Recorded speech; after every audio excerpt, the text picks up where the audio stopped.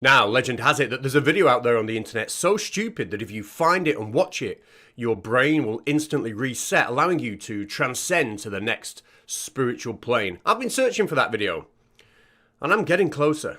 Now, here's a few things for you. So the sun, for example, that is a ball of fire. Now, we have been taught that that is another planet and it's on fire.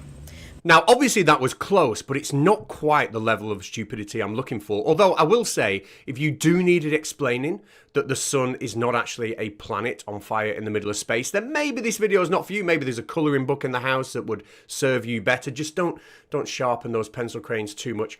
Just thinking of your own personal safety. Anyway, after seeing that monstrosity, I then stumbled across this.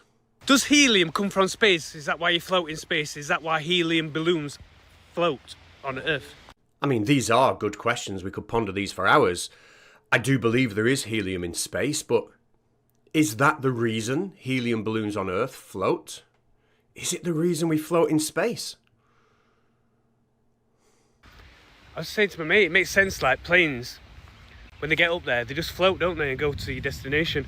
So they use the engines to get up, and then they use that autopilot thing. Have you heard of it? Autopilot? No, I've never heard such a word in my entire life. Is this something new? And they press that, and they can go to the toilet, they can walk around and stuff, because they're just floating, because they're in the helium bit. So obviously with that video, that was far from the most idiotic video on the internet. It was actually quite educational. We've all learned today that a plane can take off and then it can press an autopilot button which will allow it to go to turn, and then they can walk around and stuff and float in the helium in space. Very educational. It's fascinating. I bet you never knew that, did you? Well, I didn't. I just thought of it like, oh yeah, so it is. But obviously, I have to question when people make videos like that. Are they really idiotic videos, or are these people with big followings just trolling for the money that TikTok brings?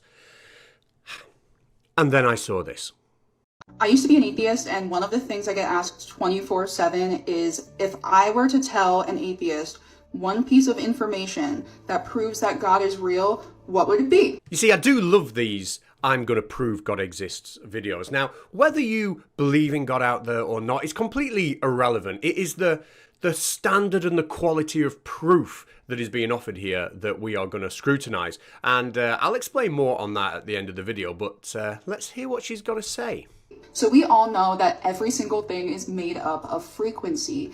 Everything that we can see is made up of some form of light. Now, at this point in the video, you might be thinking, is this woman an actual physics genius? Is she going to justify what she's just said by perhaps using the mass energy equivalents to create some kind of argument that at the beginning of the universe, at the Big Bang, all that electromagnetic energy somehow formed matter, and that is why she's saying everything is made of light?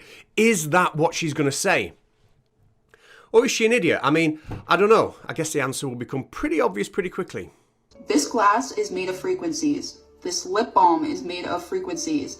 This bracelet is made of frequencies, specifically light frequencies. Yeah, option B. But that doesn't stop her asking the big questions. I'm pregnant. Thanks, Ken, but this one's not about you. Yours is to come soon. No, I mean the big questions like this. Well, where does light come from? Where does light come from? It's a great question in physics, isn't it? And we could spend a lot of time here talking to her about electron de-excitation or what happens during nuclear fusion. We could talk about accelerated charges. But I've got a feeling, a feeling that would be a massive fucking waste of time. So let's just hear what she's got to say.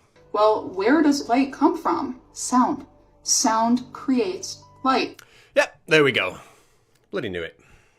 So if sound creates light, that means by default that everything in existence has to constantly be coming from light that's coming from sound. The Big Bang is automatically off the table. That is a sound, but it's a sound that happened past tense. So if I'm following along with what she's saying, and if I am, by the way, I don't know whether to be super proud of myself or super ashamed that my brain is even capable of making sense of this, but I think she is saying that in her quest to prove God exists, we have to debunk the Big Bang. And we debunk the Big Bang by saying that the sound from the Big Bang, because it was billions of years ago, is no longer around today. So therefore, there is no sound there to create the light which is needed to power all the material objects we have in existence. I'm pretty sure That is what she's saying. And as these words come out my own mouth, I can feel my brains bleeding out my own arsehole.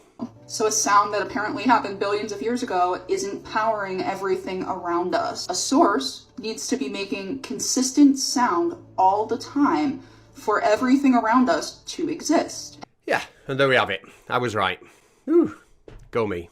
The sound that creates the light also needs to organize the light particles into different forms so that there can be a glass and a lip balm, not just two glasses. So the sound that creates the light also organizes the particles that are created by the light into different structures so we can have different substances. I wonder if she's capable of saying something even more stupid.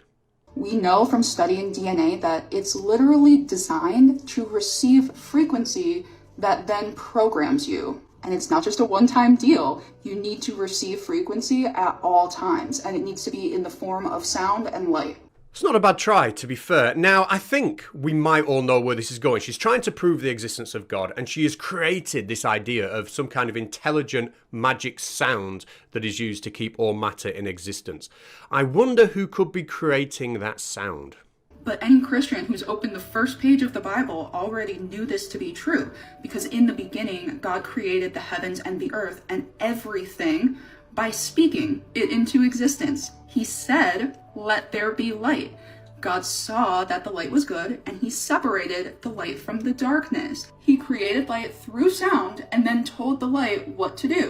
So we finally arrived at it, haven't we? And I don't know whether to be impressed or appalled at the effort she's gone to create this argument. I think I'm actually leaning on the impressed side. I don't know. What do you think? Jesus Christ is the only one that would even dare to make the claim that he is the light of the world. And the Bible tells us repeatedly that he is the Word made flesh. So he is the Word, and he is also the light. So she has constructed quite the argument. She has had to bend the laws of physics a little bit, but essentially, if we can just accept that there is some ongoing sound in the background that produces light, and the light produces particles, and then the sound itself is intelligent and it organizes these particles into certain patterns so we can have different materials. If we can just kind of like forget that that's all obvious bullshit, then she is onto something. So the next question is, if that's her argument, what is her proof? Remember, she's out here to prove God exists. Blink and you'll miss it.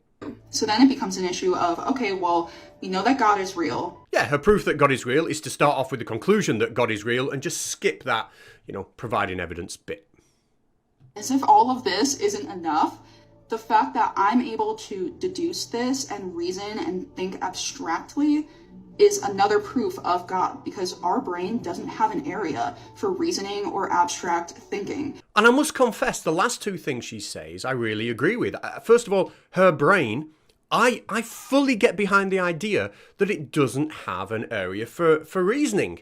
And I got to agree with this as well. Any science that claims to disprove Jesus Christ being God and God being very, very real is not science. It's a lie. Yeah, now if I could get serious for a second, for me, belief in God is just that. You either believe or you don't believe. And personally, I don't believe. But as somebody who really does support the power of science, I can't bring myself to say that science could ever disprove the presence of a God, which is why I've never accepted debates on the existence of God when they've been presented to me, because I genuinely don't believe I could provide an argument that would disprove a God. So I just have to accept that I don't believe in one, and that is that. Anyway, maybe that was the best video of all time, because it kind of did like a... No, it was shit.